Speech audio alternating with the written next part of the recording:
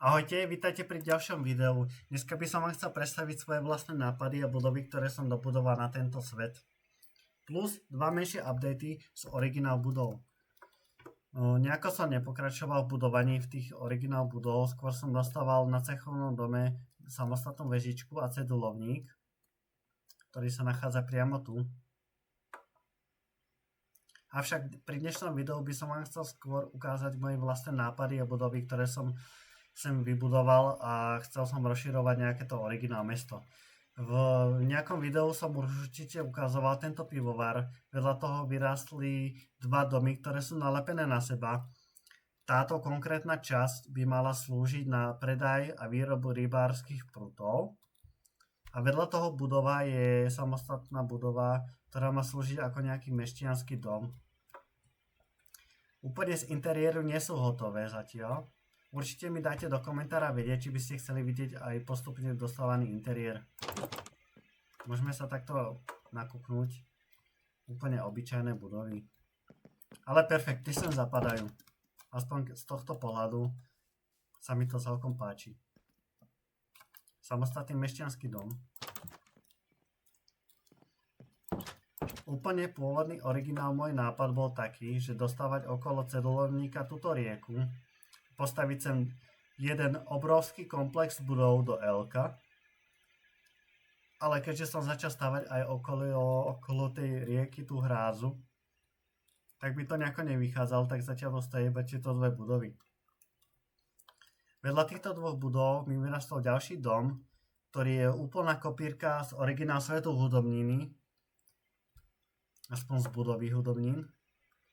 Úplne som si nie 100% istý, či táto budova v tomto, tak ako sa na ňu pozeráme, tu ostane, pretože by som chcel zmeniť nejaké materiály a nejako to rozšíriť, napríklad tieto výklenky úplne odstrániť a nejako to dobudovať. Zatiaľ tu tá budova stojí a uvidím, čo s ňou vymyslím ďalej. Ale ten najväčší update, ktorý vznikol, alebo aspoň menší nápad bol taký, že keďže tu je vlastne samostatné veľké námestie, vybudovať menšie námestie, kde by bola aj nejaká menšia hodinová vežička plus nejaké trhy a z toho mi vzniklo toto. Je to vlastne za budovou holictva a pekárne, za kovárňou mi vzniklo taký veľký plac, kde som sa to snažil zastavať, tak mi tu vzniklo vedľa pivovaru vhodné miesto na menšie námestie. Tak, máme tu samostatné stánky, v tomto sa napríklad predávajú sviečky, v tomto nejaké sladké bobule, aspoň podľa hry, nejaké čučoriedky alebo šípky. Vedľa toho tento stánok asi najnavštevovanejší, pretože sa tu predáva guláš a dokonca sa tu aj rovno varí. Je tu nejaký kotlík, samostatný krb. Vedľa toho mi stoja ďalšie 3 stánky, teda 2 stánky, ale sú rozdelené jeden väčší a jeden menší. Vyrastla mi tu nejaká fontána. Samostatná menšia hodinová vežička.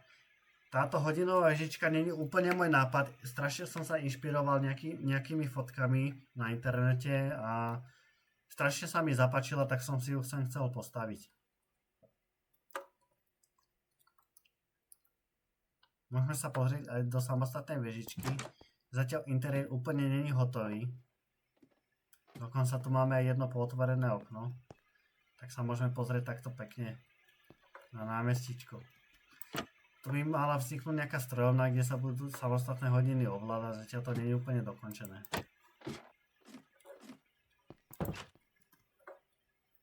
Ďalšie 3 stánky, ktoré zatiaľ nemám určené, čo sa v nich bude predávať, dokonca 4. Tak. Táto budova, na ktorú sa pozerám, tá by mala slúžiť ako škola. Interiér úplne není dokončený. Tak, pri ďalšom update nám vyšli aj podsedáky, tak som tu spravil takú provizornú lavičku, kde si môže nejaký človek oddychnúť, sadnúť si, prečítať knižku. Na školu je nalepený aj menší altánok, kde sú samostatné lavice a nejaké stolíky, kde by si mali ľudia podľa všetkého vychutnať práve ten guláš alebo už hocičo, čo si kúpili na trhoch. Vedľa toho je nalepená budova, ktorá bude samostatne samostatný nejaký barák, obytný. Inšpiroval som sa túto budovou s tým, že som nechcel úplne presne kopírovať, tak som tu postavil takú polovežičku. Tak, zadná strana školy budúcej. Tu mám nejaký rozostávaný nápad. Tak, a ďalšie 3 budovy sú nalepené na seba, sú to úplne obyčajné domy. Až na ten prostredný. Tak, môžeme sa na to ešte takto pozrieť. Zo zadnej časti.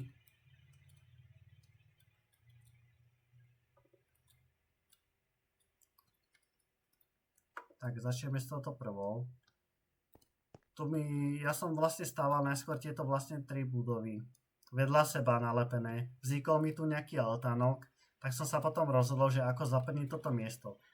Tak som sa začal stavať stánky do toho tú vežičku. Tu som to nechcel úplne nejako rozširovať, tak som sem postavil budovu. Tak môžeme sa pozrieť aj dovnútra. Sú to úplne jednoduché interiéry.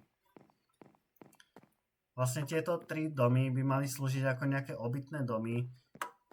Plus ten jeden v strede by mal slúžiť ako na výrobu a predaj tých vankúšov alebo podsedákov na sedenie. Úplne jednoduchý interiér. Nejaká skriňa, nejaká posteľ, nejaký stolíček.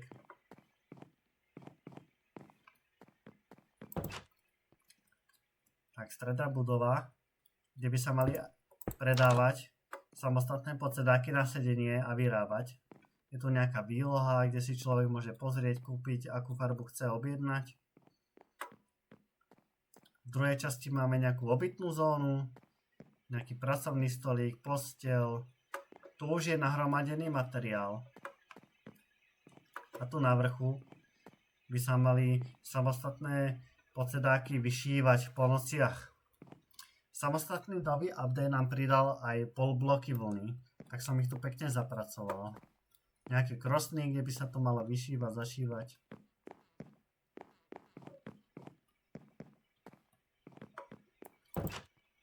A vedľa toho je ďalší dom, ktorý čisto slúži len ako obytný dom. Takto z tejto časti. Nejaké kvetiny. Stolík, kuchyňa.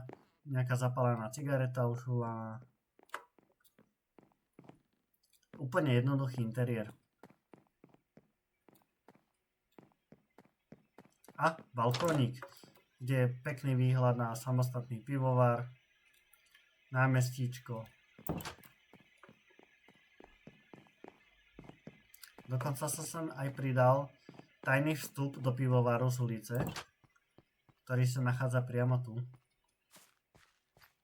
A novorozostávaný sklad na pivo, ktorý úplne nie je dokončený, ale myslím si, že keď to doladím do detailov, tak to bude veľmi pekne vyzerať a zapadať do seba.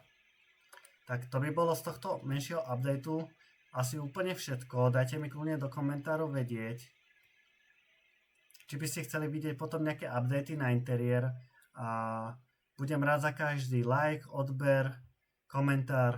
Budem sa tešiť pri ďalšom novom videu. Tak zatiaľ ahojte.